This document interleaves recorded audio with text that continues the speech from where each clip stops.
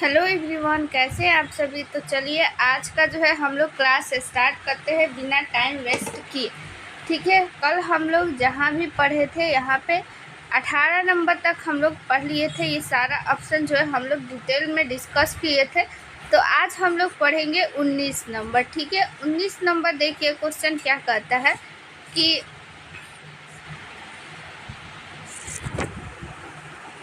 निम्नलिखित में से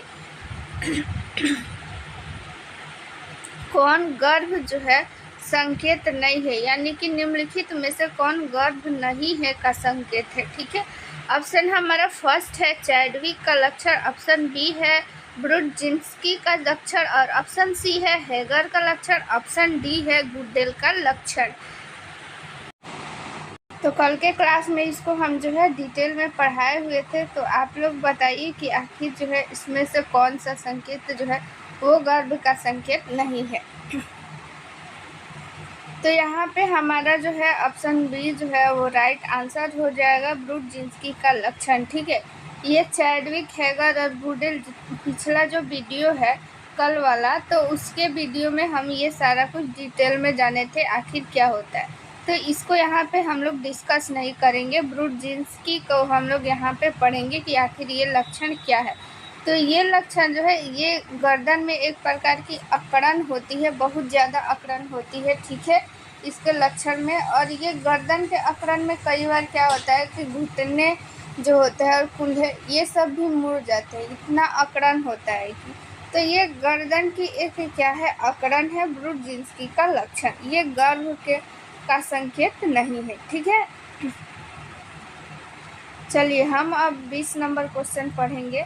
निम्न में से कौन सा गर्भावस्था परीक्षण जो है वो नहीं है। ठीक है, यहाँ पे हमारा ऑप्शन फर्स्ट जो है वो है एलिजा परीक्षण, ऑप्शन बी है बेनेडिक्ट परीक्षण, ऑप्शन सी है रेडियो इम्यूनेसे परीक्षण, यहाँ पे ऑप्शन डी है फ्लोरो इम्यूनेसे परीक्षण।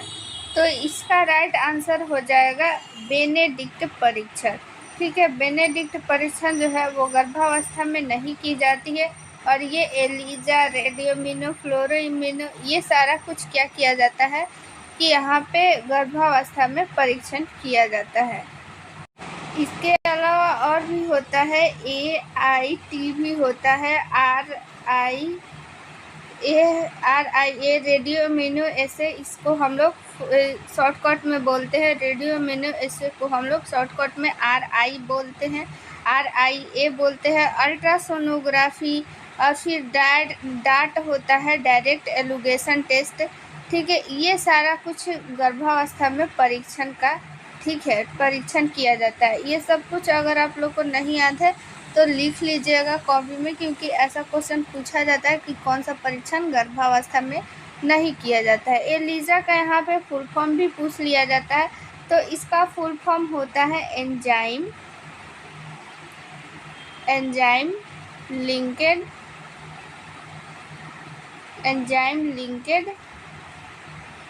और होता है immuno immuno sorbent SORBENT sorbent और ASSAY। ठीक है, एंजाइम लिंकेड इम्यूनो सॉर्बेंट एसे। ठीक है, अगर नहीं याद है आप लोग को वीडियो को पॉज कर लीजिए और ये सारा कुछ लिख लीजिए। ठीक है, चलिए अगला क्वेश्चन में हम लोग देख लेते हैं। अगला क्वेश्चन क्या करता है, निम्नलिखित में से कौन गर्भावस्था के दूसरे तिमाही का लक्षण नहीं है। ठीक है, ऑप्शन फर्स्ट है क्विकनिंग, ऑप्शन सेकंड है फंडल ऊंचाई और सुनिश्चित उपस्थिति, ऑप्शन सी है मोंटगोमरी का ड्यूबरकल, ऑप्शन डी है भ्रूण के गर्भ की आवाज़ का पता लगाना। तो यहाँ पे ऑप्शन आप लोग ठीक से पढ़िएगा, क्वेश्चन क्या बोला जा रहा है कि लक्षण नहीं है। ठीक है, नहीं वाला बताना है। तो हमारा जो है ऑप्शन बी राइट आंसर हो जाएगा, क्योंकि अभी दूसरा तिमाही चल रहा है तो फंडल की ऊंचाई वहाँ पे अभी निश्चित नहीं है। ठीक है, और उपस्थिति ये सब कुछ निश्चित नहीं है। क्विकनिंग याद रखिएगा, क्विकनिंग जो है दूसरे तिमाही में स्टार्ट हो जाती है। ठीक है, इसमें क्या होती है, क्विकनिंग में क्या होती है, क्वेश्चन पूछा जाता है कि क्विकनिंग क्या है। तो इसमें गर्भवती स्त्री को क्या हो जाती है कि भ्रूण की गति की अनुभव होती है। ठीक है, भ्रूण की गति की अनुभव होती है दूसरे तिमाही में। ठीक है, यहाँ पे तिमाही भी याद रखिएगा कि पहली तिमाही जो है, क्वेश्चन ये भी पूछा जाता है कि पहली तिमाही जो है कितने सप्ताह से कितने सप्ताह तक होता है। तो देखिए, पहली तिमाही की अगर बात करें तो पहली तिमाही 1 से 12 सप्ताह तक बोलते हैं। ठीक है, 1 से 12 सप्ताह के काल को हम लोग पहली तिमाही होता है। सबसे पहले ये जानिए कि तिमाही कितना होती है। तो तिमाही जो है होता है वो 3 होता है, पहला तिमाही, दूसरा तिमाही और तीसरा तिमाही। इसको ट्राइमेस्टर भी बोलते हैं इंग्लिश में। ठीक है, ये भी याद रखिएगा। तो फर्स्ट ट्राइमेस्टर यानी पहली तिमाही 1 से 12 सप्ताह, यहाँ पे 0 होगा, 0 से 12 सप्ताह तक के हम लोग तक को क्या बोलेंगे, पहली तिमाही। और फिर 13 से यहाँ पे 28 सप्ताह तक को हम लोग बोलेंगे दूसरे तिमाही।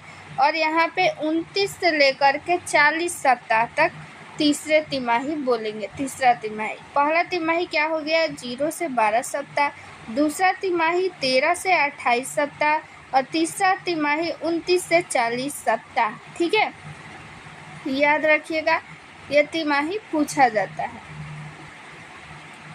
चलिए अगला क्वेश्चन हम लोग 22 नंबर क्वेश्चन देख लेते हैं। बढ़ते भ्रूण का वह भाग जो गर्भाशय के निचले ध्रुव पर स्थित होता है वो क्या कहलाता है।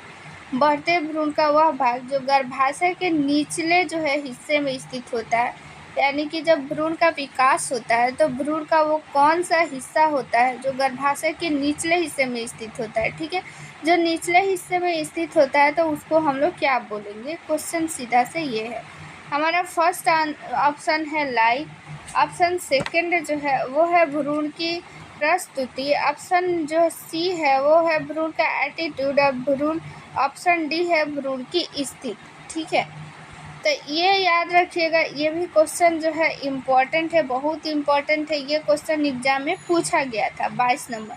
तो भ्रूण की प्रस्तुति बोलेंगे, भ्रूण का प्रस्तुति। अगर हम लोग से कोई क्वेश्चन पूछे भ्रूण की प्रस्तुति क्या है, इसका मतलब हम लोग को क्या बताना है कि भ्रूण का गर्भाशय में अगर जो भ्रूण है उसके निचले हिस्से में, गर्भाशय के निचले हिस्से में भ्रूण का कौन सा स्थिति है, यानी कौन सा पार्ट है, ये पूछा जा रहा है। इसको इंग्लिश में हम लोग बोलते हैं प्रेजेंटेशन, प्रेजेंटेशन। ठीक है, प्रेजेंटेशन से तात्पर्य यह है कि फीटस का उस भाग से है जो यूट्रस के निचले हिस्से में स्थित होता है। ठीक है, यूट्रस के निचले हिस्से में ज़्यादातर जो है वो क्या होता है कि उसका सिर स्थित होता है। ठीक है, अगर बच्चा जो है वो सीधा है तो भ्रूण का कौन सा हिस्सा रहेगा यूट्रस के निचले भाग में, उसका सिर। ठीक है, याद रखिएगा। यहाँ पे हम लोग बात करते हैं लाई, इसका हिंदी होता है अवस्थिति। ठीक है, अवस्थिति।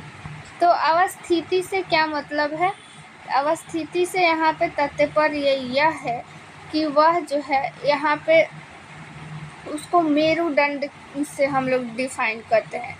लाई को जो है हम लोग मेरुदंड के हिसाब से स्थिति करते हैं। ठीक है, यहाँ पे ये हो गया, मान लीजिए ये यूट्रस हो गया, तो यूट्रस के अंदर जो फीटस है, ठीक है, वो यहाँ पे लॉन्गिट्यूडनल है या फिर ऑब्लिक है। लॉन्गिट्यूडनल यानी कि अनुदैर्ध्य, ठीक है, या फिर ऑब्लिक है, यहाँ पे तिरछा है, या फिर ट्रांसवर्स यानी कि क्षैतिज है, इससे हम लोग जानते हैं। तो ये मेरुदंड उसका डिफाइन करता है। मेरुदंड यहाँ पे ये सीधा है या फिर यहाँ पे क्षैतिज है या फिर तिरछा है। ठीक है, ज़्यादातर जो है पूछा जाता है क्वेश्चन ये कि अवस्थिति जो होता है, सबसे सामान्य अवस्थिति यानी सबसे सामान्य जो लाई होता है वो क्या होता है, अनुदैर्ध्य ऐसे स्थिति में रहता है। ठीक है, यानी लॉन्गिट्यूडनल।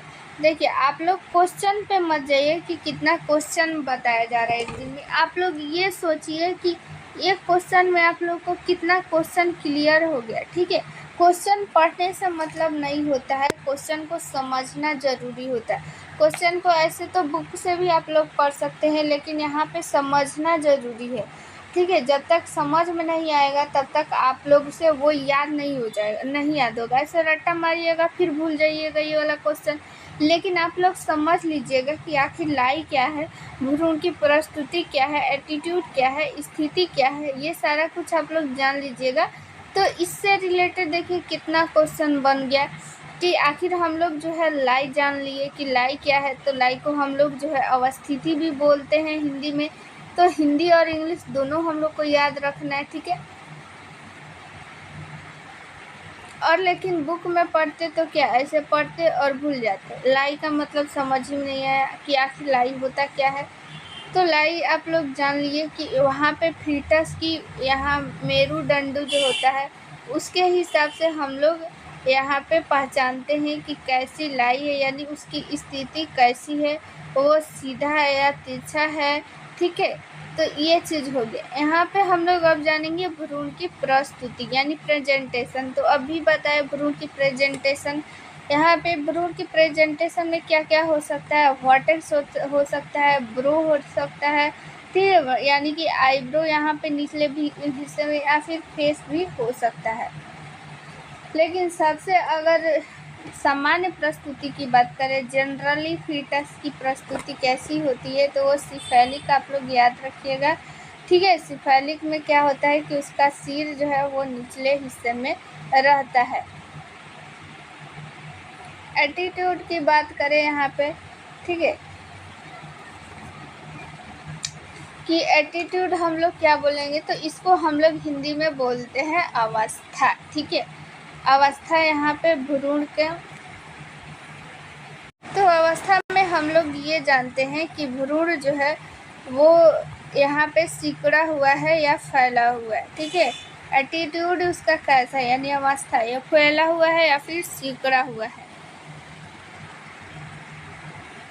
और यहाँ पे स्थिति की बात करते हैं, स्थिति यानी कि पोजीशन। ऑप्शन डी जो है जो दिया हुआ है, स्थिति यानी कि पोजीशन। तो पोजीशन हम लोग कैसे जानते हैं, जैसे फीमेल का ये हो गया पेल्विक, तो पेल्विक के किस हिस्से में उसका सिर है, ठीक है। पेल्विक को 8 भागों में विभक्त किया जाता है, ये भी याद रखिएगा, क्वेश्चन पूछा जा सकता है, क्योंकि पेल्विक से रिलेटेड क्वेश्चन जो है बीटीएससी 10,799 में बहुत सारा क्वेश्चन पूछा गया था, ठीक है। तो पेल्विक को याद रखिएगा 8 भागों में विभक्त किया जाता है, ठीक है। तो स्थिति, भ्रूण की स्थिति से हम लोग ये जानते हैं कि भ्रूण का कौन सा हिस्सा जो है, सॉरी, फीमेल पेल्विक के कौन से हिस्से में जो है वो फीटस का सिर स्थित है, ठीक है, ये याद रखिएगा। अगर आप लोग को ये सारा कुछ नहीं आता है तो आप लोग ज़रूर से ज़रूर नोट कर लीजिए, ठीक है, ताकि कभी भी आप लोग को रिवीजन करने में आसानी हो।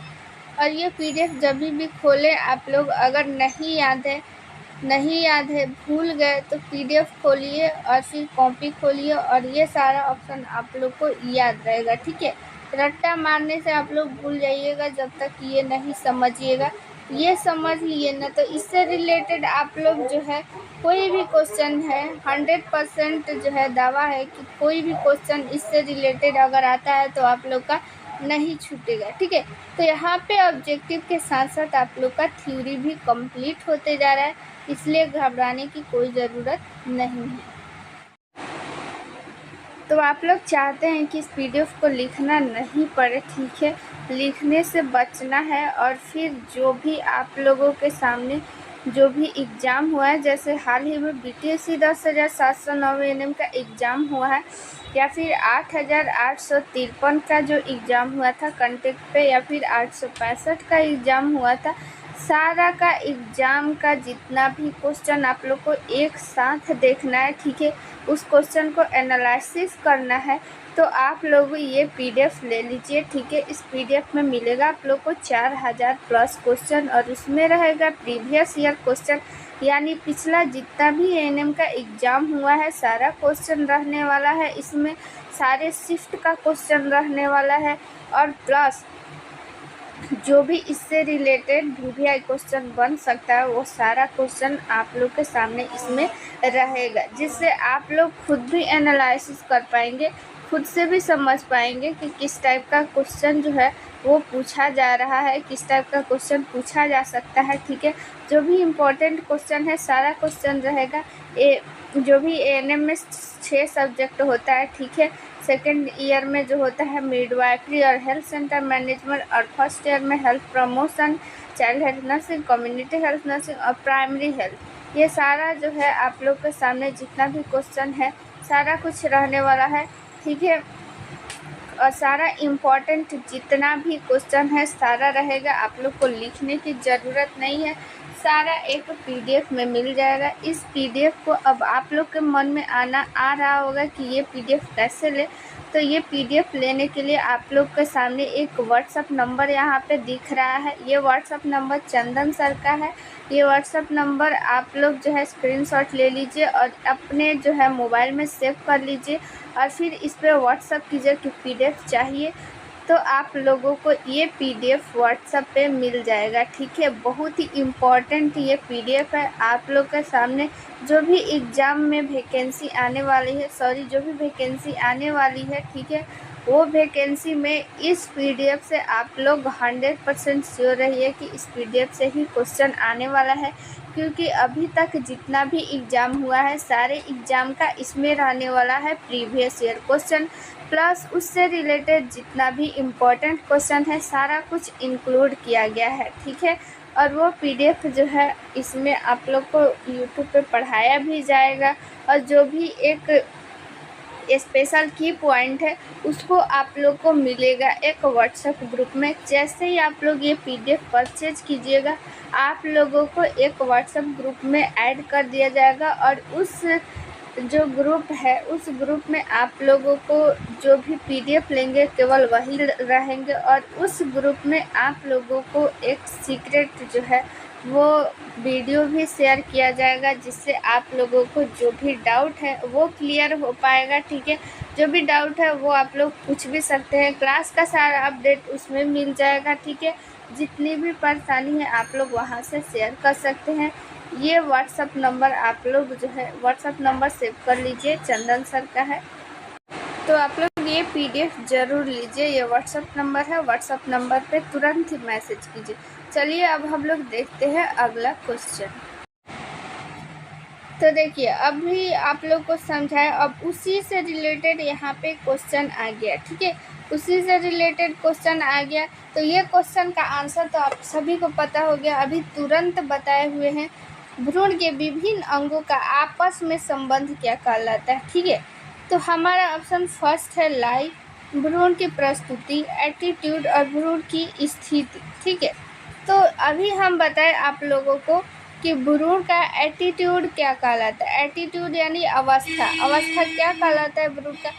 जो भ्रूण का शरीर है वो आपस में कैसा है, फैला हुआ है या फिर सिकुड़ा हुआ है। तो भ्रूण के अंगों का संबंध कौन बताया, एटीट्यूड बताया, ठीक है।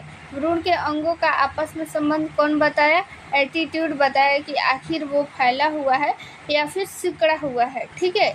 और लाई क्या बताया हम लोग को, अवस्थिति बताया, यानी कि भ्रूण का जो मेरुदंड की स्थिति कैसी है, वो सीधा है या तिरछा है या फिर कैसा है, ठीक है। और प्रस्तुति से हम लोग क्या जाने, प्रस्तुति से हम लोग प्रस्तुति में यानी प्रेजेंटेशन में हम लोग ये जानते हैं बच्चा सीधा है या उल्टा है या फिर कैसा है, ठीक है। और स्थिति में आप सभी को तो पता ही है, स्थिति में बताया कि इसका जो है रिलेशन फीमेल पेल्विक से होता है, कि फीमेल पेल्विक के कौन से भाग में जो है वो भ्रूण का सिर स्थित है, ठीक है। स्थिति का मतलब पोजीशन।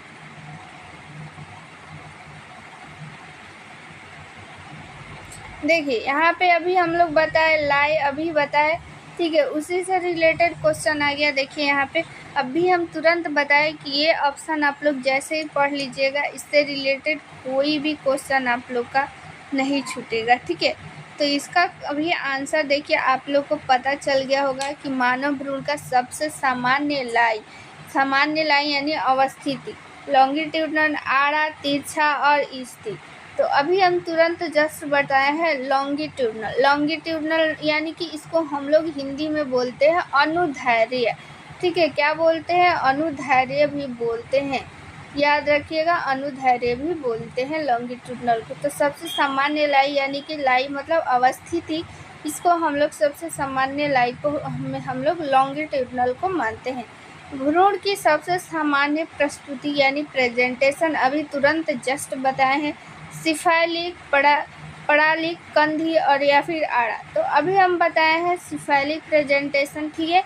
सिफालिक प्रेजेंटेशन में क्या होता है कि भ्रूण का क्या होता है, सिर निचले हिस्से में होता है, यूट्रस का सिर निचले हिस्से में होता है, क्या होता है, सिर निचले हिस्से में होता है।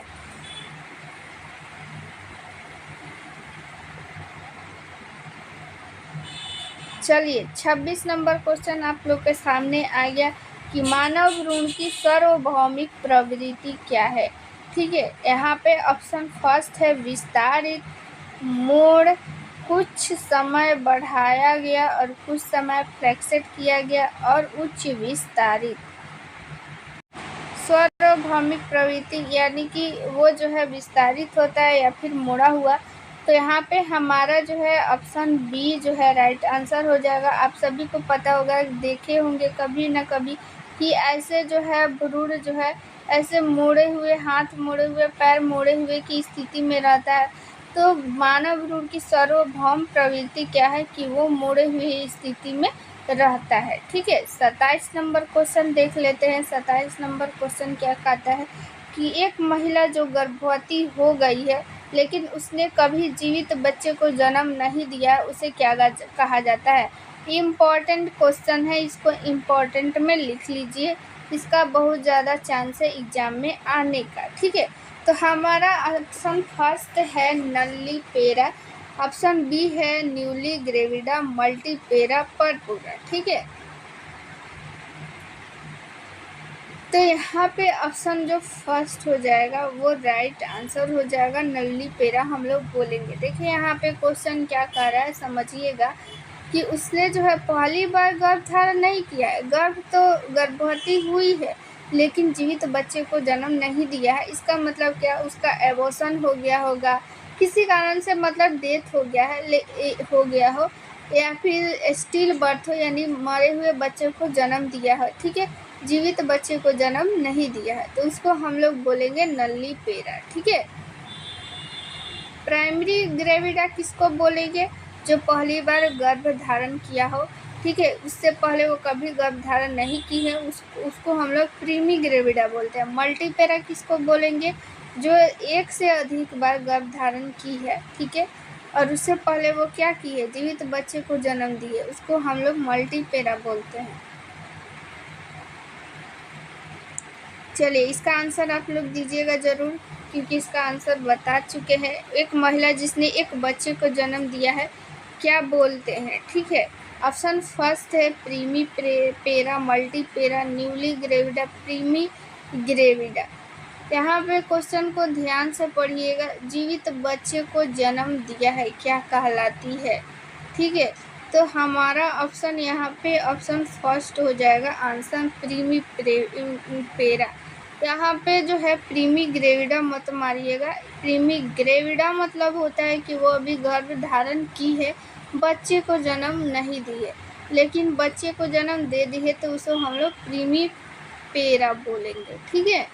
तो इसलिए इसमें कंफ्यूजन मत होइएगा, और कभी भी एग्जाम में क्वेश्चन आए ना तो आप लोग पहले उसको ध्यान से पढ़िएगा तभी उसका आंसर कीजिएगा, ठीक है। चलिए 29 नंबर क्वेश्चन क्या कहता है, एक महिला जो पहली बार गर्भवती होती है तो उसे हम लोग क्या बोलेंगे। इसका आंसर आप लोग दीजिए, इसका आंसर जो है आप सभी का सही होने वाला है। ऑप्शन फर्स्ट है प्रीमी पेरा, मल्टीपेरा, न्यूली ग्रेविडा, प्रीमी ग्रेविडा। यहाँ पे पेरा और ग्रेविडा में अंतर होता है, आप लोग ध्यान दीजिएगा, ठीक है।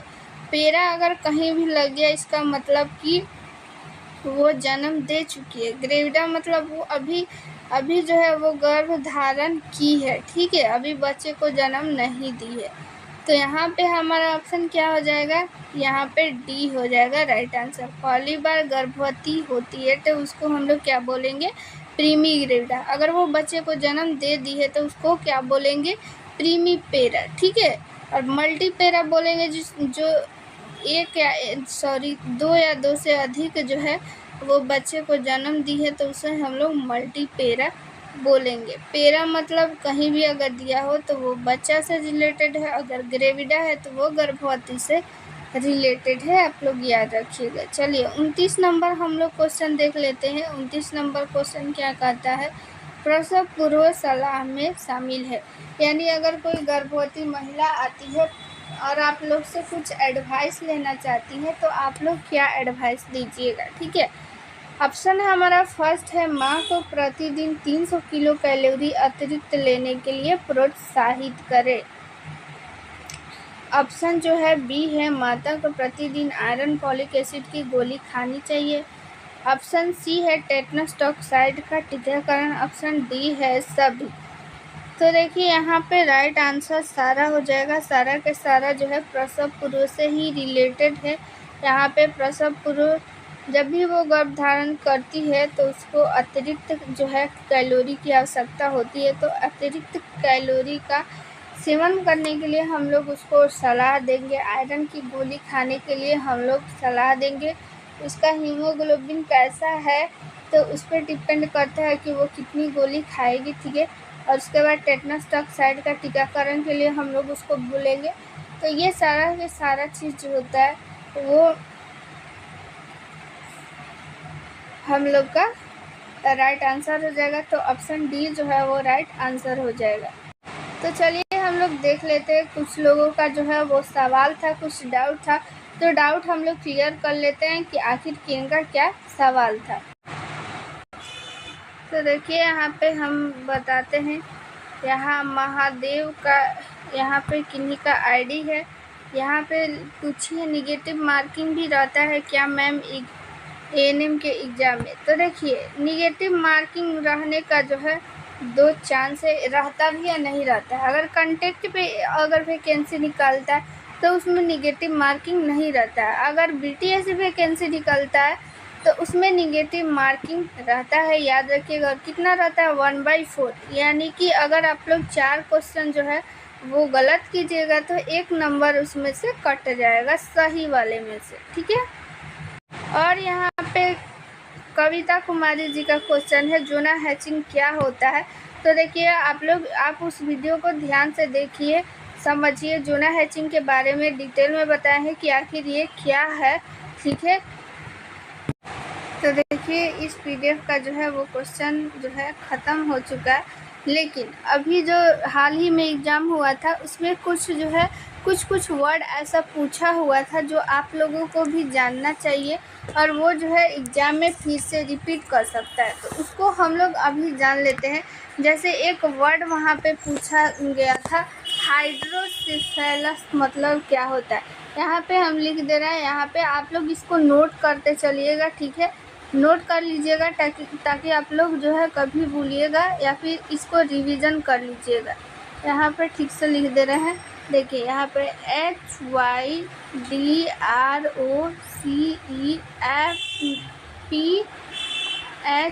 HYDROCEFPHALUS हाइड्रोसिफेलस मतलब इसका मतलब क्या होता है। हाइड्रो वर्ड अगर कहीं भी देखिएगा तो इससे क्या होता है कि इससे हम लोग रिलेट करेंगे पानी, और सिफेलस कहीं भी वर्ड आप लोग को दिखे तो इसका मतलब होता है सिर। यानी कि सिर में क्या हो जाता है, पानी भर जाता है, तो इसको हम लोग हाइड्रोसिफेलस बोलते हैं। याद रखिएगा ये क्वेश्चन जो है वो पूछा गया था, एकदम इम्पोर्टेंट क्वेश्चन है, इसको नोट कर लीजिए। और एक वर्ड पूछा गया था फीटस डिस्ट्रेस, ठीक है। यहाँ पे फीटल डिस्ट्रेस क्या है, डिस्ट्रेस, ठीक है। तो फीटल मतलब क्या होता है कि शिशु या फिर भ्रूण आप लोग बोल लीजिए, ठीक है। और डिस्ट्रेस मतलब विपत्ति, ठीक है। तो इसमें क्या होता है कि फीटल डिस्ट्रेस में क्या होता है कि फीटल को क्या होता है, जीवन को खतरा होता है, ठीक है। यहाँ पे क्या होता है कि फीटल को हाइपोक्सिया होता है, ठीक है। हाइपोक्सिया के कारण क्या होता है कि उसको सांस लेने में तकलीफ़ हो जाती है और जो भी एक्टिविटी उसकी होती है वो भी प्रभावित हो जाती है। तो इसमें सीधी सी बात ये होता है कि फीटस के साथ क्या हो जाता है, कि उसके साथ गंभीर जो है विपत्ति उत्पन्न हो जाती है, तो उसको हम लोग क्या बोलते हैं, फीटस डिस्ट्रेस, याद रखिएगा। और वहाँ पे एक वर्ड पूछा गया था हाइपरटोनिक यूट्रस क्या है, ठीक है। हाइपर TONIC और यूट्रस, ठीक है। हाइपरटोनिक यूट्रस, इसका मतलब क्या होता है, यूट्रस की मांसपेशियां जो है बहुत ज़्यादा खिंच जाती है, यानी तनावग्रस्त हो जाती है, तो उसको हम लोग बोलेंगे हाइपरटोनिक यूट्रस। अगर सीधा सा क्वेश्चन पूछे कि हाइपरटोनिक यूट्रस किसे बोलेंगे, तो यूट्रस की मांसपेशियां जब तनावग्रस्त हो जाती है, यानी बहुत ज़्यादा खिंच जाती है, तो उसको हम लोग हाइपरटोनिक यूट्रस बोलेंगे। ये सारा वर्ड जो है आप लोग कॉपी में नोट कर लीजिए, बहुत ही इम्पोर्टेंट है, इसको आप लोग हल्के में मत लीजिए, ठीक है।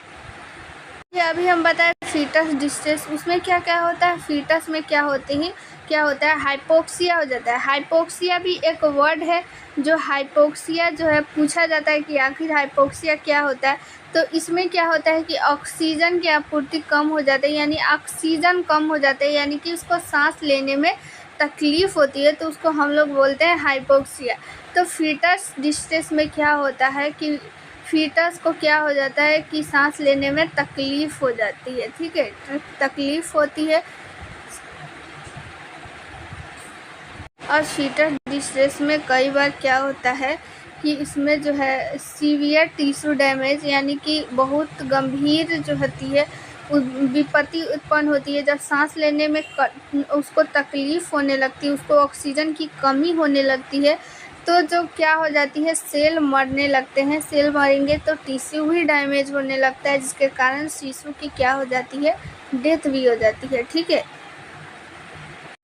अपगार स्कोर से भी क्वेश्चन आया हुआ था, ठीक है, कि अपगार स्कोर क्या है, ये भी आप लोग नोट कर लीजिएगा, बहुत ही इम्पोर्टेंट है। अपगार स्कोर से क्वेश्चन आया हुआ था, ठीक है। इसमें क्या होता है कि अपगार से बहुत ही इम्पोर्टेंट क्वेश्चन जो है आया हुआ था। क्वेश्चन में अपगार, क्वेश्चन से मतलब अपगार से आप पूछिए मत कितना क्वेश्चन आया हुआ था। इसमें 5 वर्ड होता है अपगार में, APGAR। इसी 5 वर्ड से जो 5 इसका लक्षण है, 5 जो जीवन चिन्ह होता है, ठीक है, 5 जीवन चिन्ह होता है, इसी पाँचों के नाम से ही स्टार्ट होता है। 5 जो यहाँ पे आप लोग को लेटर दिख रहा है, इसी 5 लेटर से 5 जीवन चिन्ह की स्थिति हम लोग जांच करते हैं, यानी परीक्षण करते हैं, ठीक है। तो आप लोग से अगर क्वेश्चन पूछा जाए कि अपगार में कितना जीवन चिन्हों का परीक्षण किया जाता है, तो आप लोग बोलिएगा 5, ठीक है। यहाँ पे 1 2 3 4 5, ठीक है। अपगार में 5 वर्ड है, तो 5 जीवन चिन्ह का हम लोग जो है जांच करते हैं, आप लोग याद रखिएगा। इसको भी नोट कर लीजिए, ये एग्जाम में पूछा गया था और फिर से पूछा जाएगा, आप लोग देख लीजिए, ठीक है।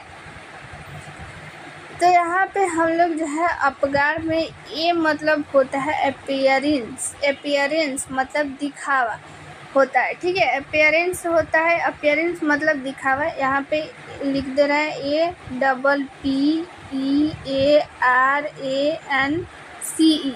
अपीयरेंस मतलब होता है दिखावा, यानी स्किन का कलर, इसमें हम लोग जानते हैं कि स्किन का कलर जो है वो कैसा है, ठीक है। कैसा हो सकता है, नीला हो सकता है, पीला हो सकता है, पिंक कलर हो सकता है, ठीक है। अगर पिंक है तो बहुत ही अच्छा है।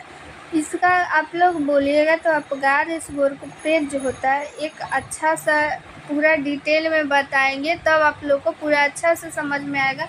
और इसमें अगर अपगार स्कोर का एक आएगा वीडियो, तो उसमें अगर आप लोग पढ़ लीजिएगा तो उससे रिलेटेड कोई भी क्वेश्चन नहीं छूटेगा, ठीक है। अभी ये वीडियो बहुत ज़्यादा लंबा हो जाएगा, क्योंकि इसमें जो है 5 वर्ड के बारे में आप लोग को अच्छा से बताना पड़ेगा। फिर इसमें जो होता है अपगार स्कोर होता है, ठीक है, अंक मिलता है इसमें 0 1 2, ठीक है। और फिर ये सारा कुछ जो है, तो नेक्स्ट जो भी वीडियो आएगा अपगार स्कोर से, ठीक है, तो उसमें हम आप लोग को बता देंगे कैसे क्या होता है। लेकिन फ़िलहाल यहाँ पे अभी ये बता दे रहा है, अपगार में A से अपीयरेंस होता है, P से पल्स होता है, पल्स मतलब हृदय की हार्ट रेट जानते हैं, और G से ग्राम ग्रैम्स होता है, यानी ग्रैम्स मतलब होता है कि उत्तेजन, वो कैसा जो है उत्तेजनशीलता उसका है, कोई रिस्पॉन्स दे रहा है कि नहीं, या फिर धीमा है, तेज है, ये सब कुछ।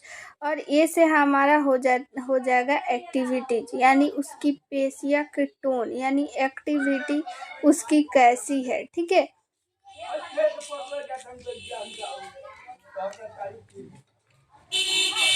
और फिर आग से क्या हो जाएगा, रेस्पायरेटरी रेट, श्वसन दर, ठीक है। तो आप लोगों को जो है अपगार इस ग्रुप पे डिटेल में एक वीडियो आएगा, उसको आप लोग देख लीजिएगा, तो एक भी आप लोगों से नहीं क्वेश्चन छूटेगा अपगार स्कोर से। और इसको हल्के में मत लीजिएगा, ये क्वेश्चन जो है अपगार स्कोर से आया हुआ था और फिर आएगा, नोट कर लीजिए। अगर नहीं आएगा तो फिर आप लोग वीडियो देखना जो है वो छोड़ दीजिएगा, ठीक है। तो अपगार स्कोर से अभी फ़िलहाल इतना ही जानते हैं, नेक्स्ट वीडियो में इसका पूरा डिटेल वीडियो आएगा फिर, ठीक है। मिलते हैं नेक्स्ट वीडियो में। थैंक यू, जय हिंद।